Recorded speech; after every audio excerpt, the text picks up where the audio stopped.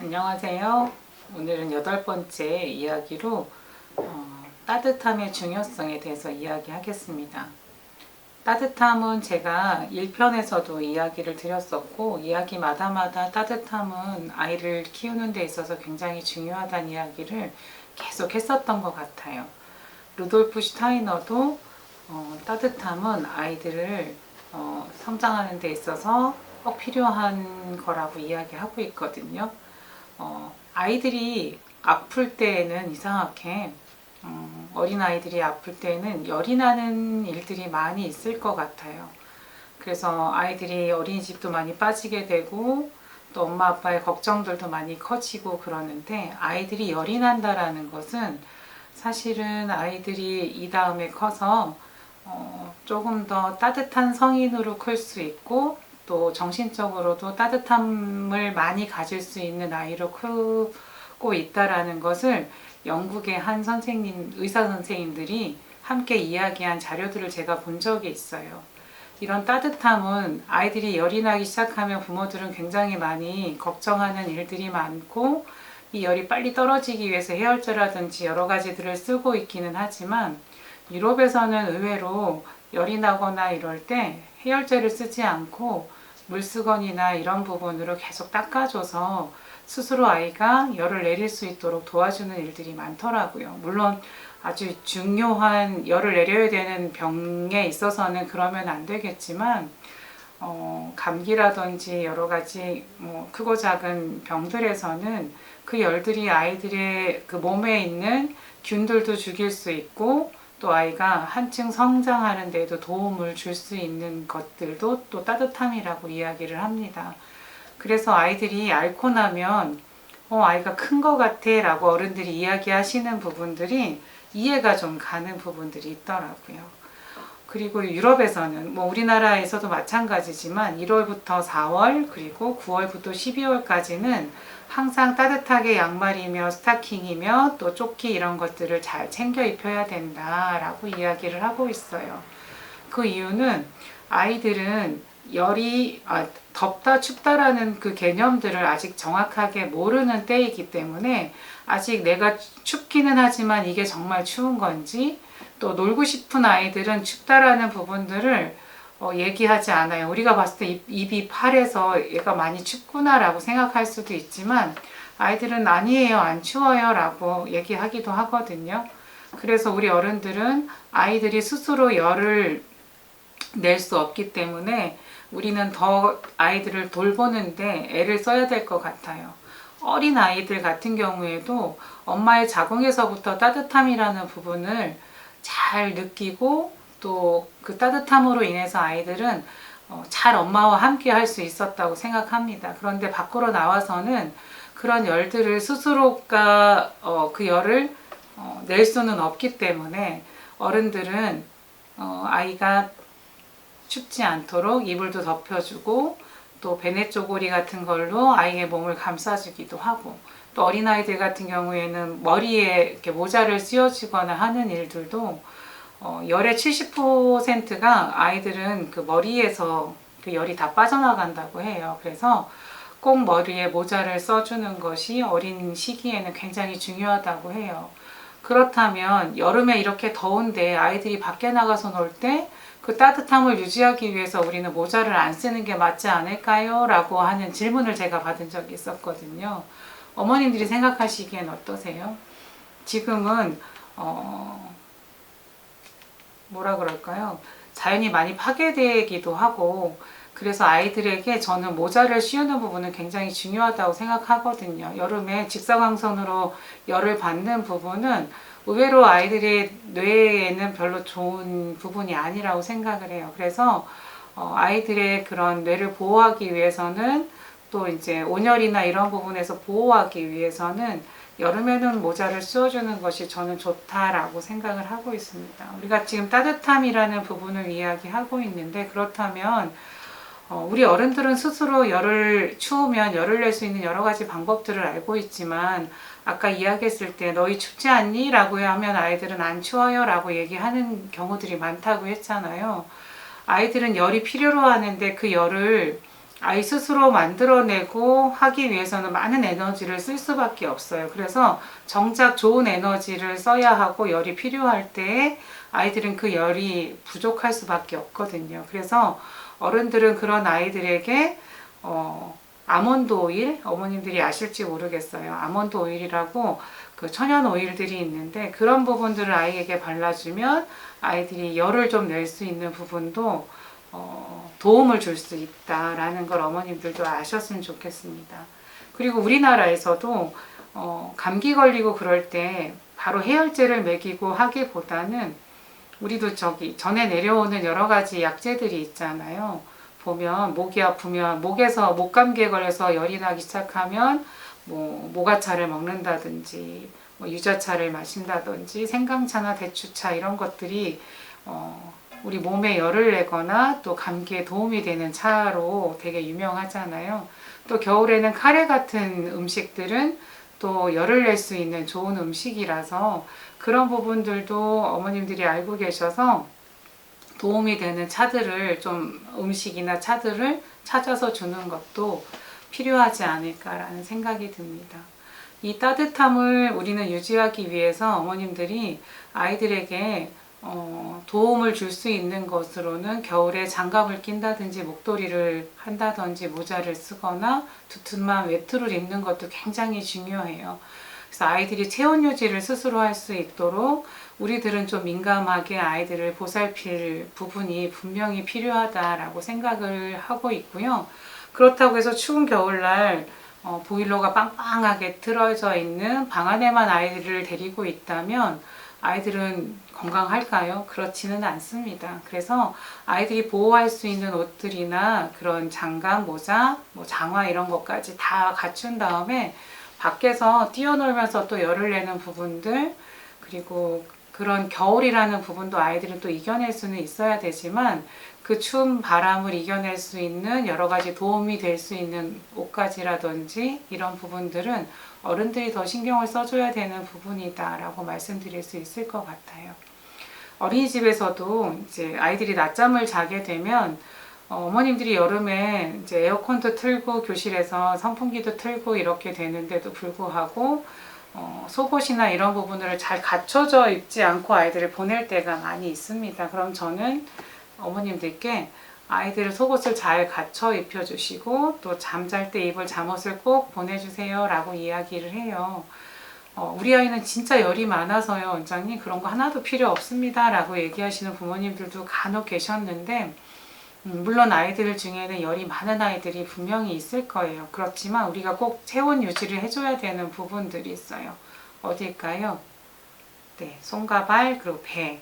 이 정도는 아이들이 그래도 따뜻하게 유지할 수 있도록 우리들은 여름이라고 할지라도 아이들을 좀 보호해주는 부분이 필요하다고 생각합니다. 그리고 우리가 또 따뜻함이라는 부분을 생각한다면 또 어떤 것들을 우리가 도와줄 수 있을까요? 우리들은 이야기하는 언어라든지 그리고 표정 이런 부분에서도 따뜻함이라는 부분이 분명히 연결되어 있어요. 만약에 엄마가 매일 화를 내거나 소리를 지른다면 아이의 온도도 어떻게 될까요? 굉장히 차가워질 수밖에 없어요. 저 같은 경우에도 이렇게 오프라인 강의를 하면 즐겁게 강의를 하지만 처음 그 강단에 딱 서면 굉장히 많이 떨리거든요. 그랬을 때 제 손과 발은 굉장히 차가워질 수밖에 없더라고요. 그런데 제 강의를 경청해주는 사람들과 눈을 마주치고 이야기하고 서로 떠들고 웃다 보면 어느새 제가 손과 발이나 볼도 발그레해지는 부분을 볼 수 있어요.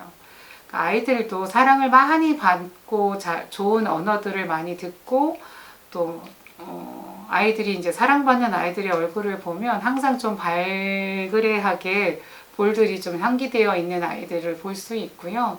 또 우리 아이들 스스로가 자기가 체온이 좀 부족하다라고 생각하면 큰 아이들 같은 경우들은 내가 좀 달려야 되겠어 라고 생각하고 막 뛰는 아이들이 있어요. 그리고 나 더워졌어 라고 이야기를 하는 것처럼 조금 큰 아이들은 자기가 추웠을 때 어떻게 했더니 좀 따뜻해졌더라 라는 것을 스스로가 알 수 있을지 모르겠지만 우리가 아주 작은 아이들에 대해서는 정말 많은 보살핌이 좀 필요하고요. 또 요즘에 아이들에게 제가 부모님들에게 많이 권하고 있는 것 중에 하나가 조격이에요.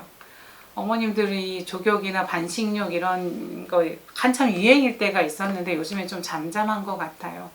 저는 추위를 많이 타거나 너무 예민한 아이들 같은 경우에는 제가 어머님들께 집에서 조격을 좀 시켜주시면 어떨까요? 라고 제안을 드려요. 그리고 많이 하이퍼한 아이들에게도 그 조격이 굉장히 많은 도움을 주고 있는데 한 40도 정도 되는 따뜻한 그 물에 저는 그 라벤더 오일을 몇 방울 떨어뜨려 주세요 라고 이야기 드리고 있어요. 그래서 아이들이 한 20분 정도 물이 조금 온도가 떨어지면 엄마가 물을 조금 더 따뜻하게 해줘서 그 20분 정도 아이들이 조격을 하는 부분을 저는 지금 현대에 살아가는 아이들에게는 좀 필요하지 않을까.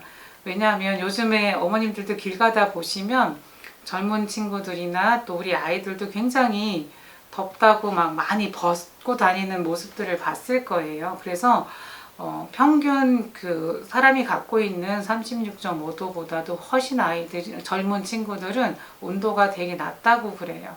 그런데 우리가 만병의 근원은 몸이 차가운 데서부터 온다라는 옛날 말들이 많이 있기 때문에 아이들에게 지금 옷을 잘 갖춰 입는 거 그리고 내 온도를 유지하는 것을 어른들이 좀 모방으로 보여주시면 모범으로 보여주시면 아이들이 모방하지 않을까라는 생각이 듭니다.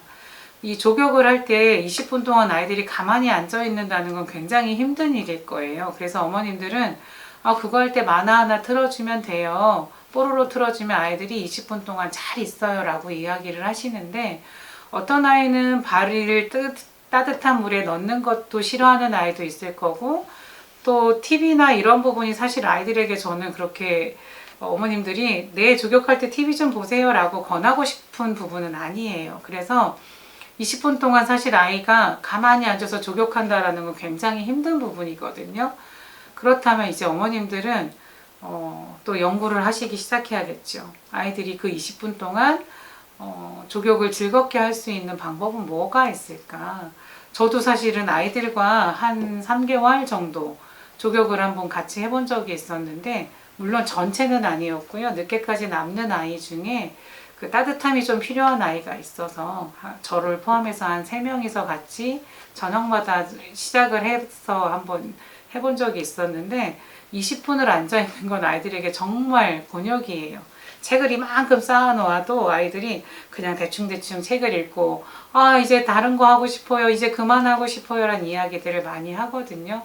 그럴 때 제가 그 물 안에다가 돌멩이라든지 구슬이라든지 아니면 가끔은 맛있는 뭐 젤리 같은 거라든지 이런 것들을 넣어놓고 가위바위보를 해서 이긴 사람이 그 돌을 하나씩 내지는 젤리를 발로 이렇게 집을 수 있게 손으로 집는 게 아니라 발로 잡을 수 있게 내지는 우리 가위바위보에서 가위가 나오면 돌 2개를 집는 거 보자기가 나오면 돌 5개를 발로 집어보는 거 뭐 이런 식으로 해서 아이들이랑 게임을 했더니 20분이라는 시간이 금방 가더라고요. 그래서 부모님들도 집에서 아이와 함께 할 수 있는 조격을 할 때 어떤 아이디어들을 아이들에게 주면 좋을까라는 부분을 좀 생각하셨으면 좋겠고 또 조격이 끝난 다음에 어머님들은 조격했으니까 이제 끝! 엄마는 이제 물 버릴 거야. 너희들은 그냥 하고 싶은 거 해! 라고 하는 게 아니라 조격 후에는 어머님들이 분명히 아셔야 될 건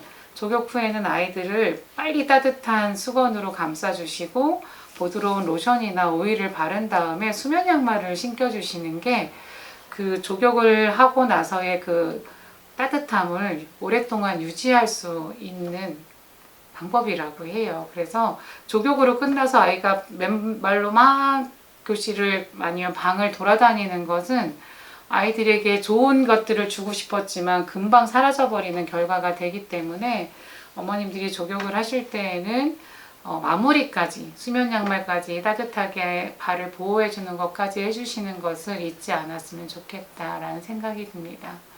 그리고 이 따뜻함이라는 부분은 경험하면 경험할수록 아이들이 성인이 될 때까지 그 따뜻함의 중요성이나 아니면 그 따뜻함이라는 부분에 아이들이 같이 성장하면서 내 몸이 따뜻한 거긴 하지만 삶을 살아가는 데 있어서 사람과의 만남이라든지 함께하는 것에 있어서의 그런 차가움, 무서움보다는 따뜻함, 그리고 나누는 것, 이런 거에서도 또한 우리는 따뜻함이라는 것을 이야기할 수 있을 것 같아요. 그런 이야기를 많이 듣고 그런 따뜻함을 많이 좋은 사람들 옆에서 많이 성장한 아이들은 제가 봤을 때는 성인이 되었을 때에도 너무 이기적이거나 그러지 않고 조금 다 나눌 수도 있고 함께 하는 생활을 하는 데 있어서 훨씬 더 긍정적인 부분이 많은 걸로 알고 있어요.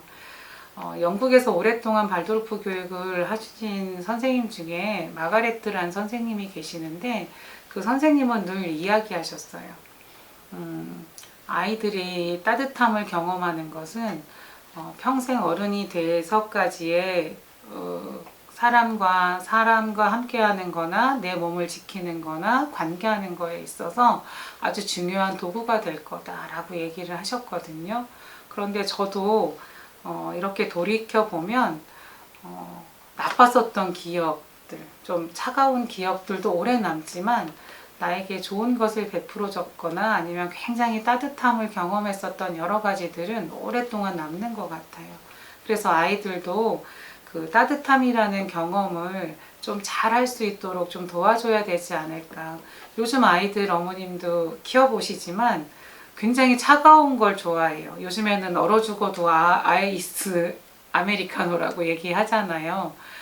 이런 것처럼 젊은 친구들이 따뜻함보다는 시원함, 차가운 어떤 자극적인 거에 굉장히 더 많이 노출이 되어 있다고 생각을 합니다. 저는 아이들에게 또 선생님들에게도 한여름에도 차가운 물보다는 약간 미지근한 물을 먹는 거를 조금 권하고 있어요.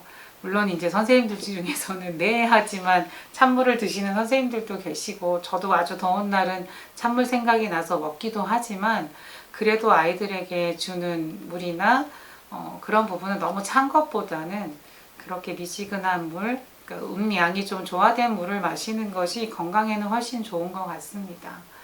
자, 이렇듯 따뜻함을 줄 수 있는 것들은 우리 어른들이 생각해 보면 참 많이 있을 것 같아요. 집에서 주는 이불이나 아니면 이런 옷들도 될 수 있으면 천연 소재나 천연 소재로 된 이불들을 주시는 게 아이들은 그 좋은 촉감이나 따뜻함을 훨씬 더 많이 느끼고 그 촉감을 오래 간직할 수 있다고 생각하거든요.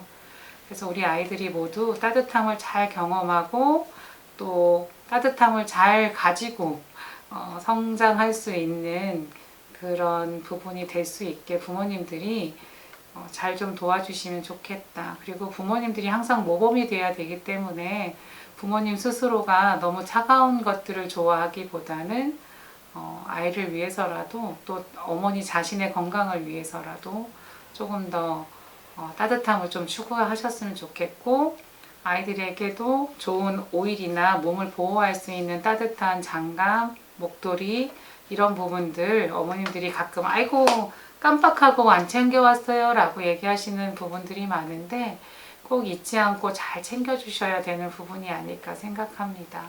자, 모두 따뜻한 부분을 나는 어떻게 우리 아이에게 줄 수 있을까 많이 고민해 보시면 좋겠고요. 이만 마치겠습니다. 감사합니다.